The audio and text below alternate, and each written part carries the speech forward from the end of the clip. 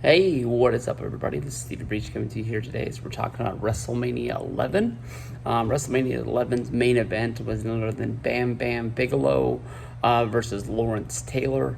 It's probably, honestly, one of the most forgotten about main events in WrestleMania history. It's probably one that most people think was main evented by Kevin Nash versus Diesel for the WWF Championship. But Lawrence Taylor is in my mind, I've made the video in the past, the guy that I thought WWE would have put in the WWE Hall of Fame by now, being one of the biggest outside of wrestling celebrities to move into wrestling, even if it was only for one match, and headline being the main event guy, being the guy that he was on ESPN, he was on the Today Show. He was out there getting mainstream publicity, much like Mike Tyson did for WrestleMania 14, leading up until this WrestleMania.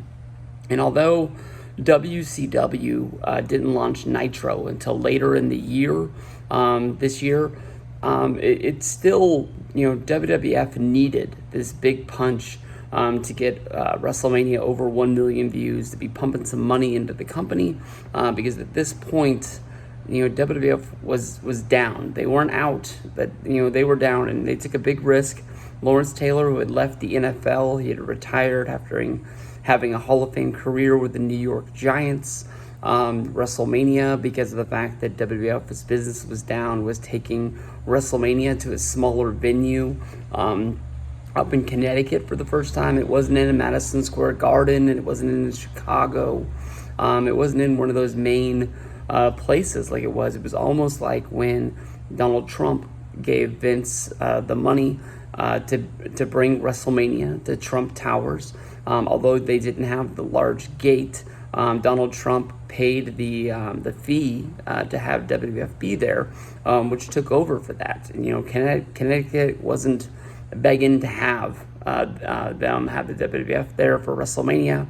It was kind of a necessity that, WrestleMania was in their backyard. It was a short hop, skip, and a jump from New York City. It probably was the closest thing to New York City that they could have a major event in, where the people would care.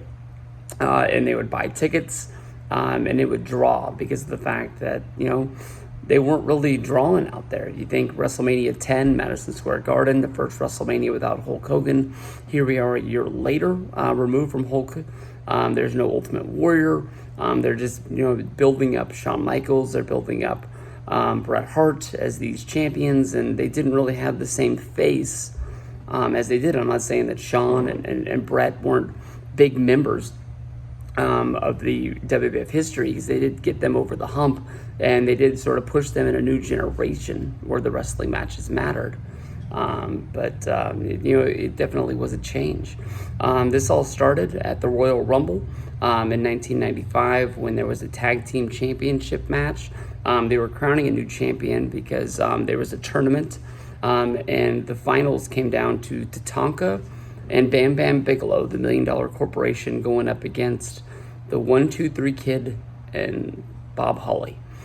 They were sort of pushed as the ultimate underdogs. They had got wins throughout the tournament to get them the the Royal Rumble Championship match, and they overcame the odds. And even though they had won matches in the tournament to get them there as the ultimate underdogs, when Bam Bam Bigelow was pinned in the match, it basically was like a huge upset. And it was a lot like when 1-2-3 Kid pinned Razor Ramon on Monday Night Raw. He was humiliated, and everyone was laughing at him. And as he got out of the ring and he was sort of kicking rocks, he got into a physical altercation with Lawrence Taylor. At this point, basically they had asked Bam Bam Bigelow, a member of the $1 Million Corporation, to apologize for sort of embarrassing them for getting in this, sort of pushing match with Lawrence Taylor, who was just at the show to see some wrestling. And Bam Bam wouldn't back down and challenged Lawrence Taylor to a match that Lawrence Taylor stepped up to the plate, and he said that he would fight Bam Bam Bigelow at WrestleMania. And, that is what we saw on SportsCenter, on ESPN, the Sports Machine, If they were showing highlights of anything in wrestling, they were showing Bam Bam Bigelow and Lawrence Taylor. I'm sure they were showing this on Extra, Inside Edition, anything that they could get some publicity on at the time. But when it all came down to it, it was basically like the wrestlers versus the football players.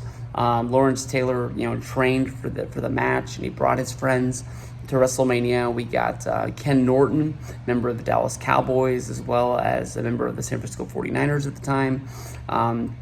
Couple times Super Bowl winner. I'm pretty sure he's a Hall of Famer. If not, in my book, he's one of the best linebackers that I've ever seen play the game. But he was a Niner, even if he did come to us from the Cowboys after they took Charles Haley from us. We had two, if there would have been a WCW Hall of Fame, two WCW Hall of Famers, Steve Mongo McMichael, as well as Reggie White. Came down with him. Chris Spielman, a member of the Detroit Lions. I think there were two guys, or at least one more guy that came down, and I can't remember who those guys were. But the ring was also surrounded by the $1 Million Corporation, Bam Bam Bigelow. I think Volkov was out there, it was just sort of to have guys to push around to make the football players look like they were tough, honestly, to sort of come down to it. When it comes down to the match, it's not going to be one of the best matches of all time. It's only a 10-minute match to main event the WrestleMania. And honestly, if they could have gone shorter, they would have gone shorter, because of the fact that Lawrence Taylor got gassed in this match. They had him get the early advantage and then just basically get worn down by Bigelow. Bigelow did a really cool moonsault out of the ring to knock down Lawrence Taylor, then brought him into the ring, hit him with the flying headbutt, which is kind of Bam Bam Bigelow's trademark spot, but wasn't able to get the actual 3 count. Lawrence Taylor came off the rope. He came off the second rope, kind of like with the flying clothesline to take down Bigelow for the 1, 2, 3.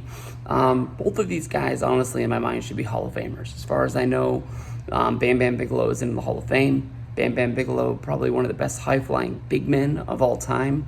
Damn good guy. I'm pretty damn sure he's not in the Hall of Fame, even though I haven't really cared about it. As I said that, I think maybe he was one of the guys that was supposed to go in this year at 36, and maybe he'll get that at SummerSlam if they are able to do it there, but I don't think he's in there. And Lawrence Taylor is probably not ever going to get in there. Right now we're going through like the wrestling Me Too movement. It took a little bit longer for it to hit wrestling. I honestly thought there would be some sort of allegations that came out against Vince McMahon by now, but now we're seeing a lot of indie promoters as well as wrestlers.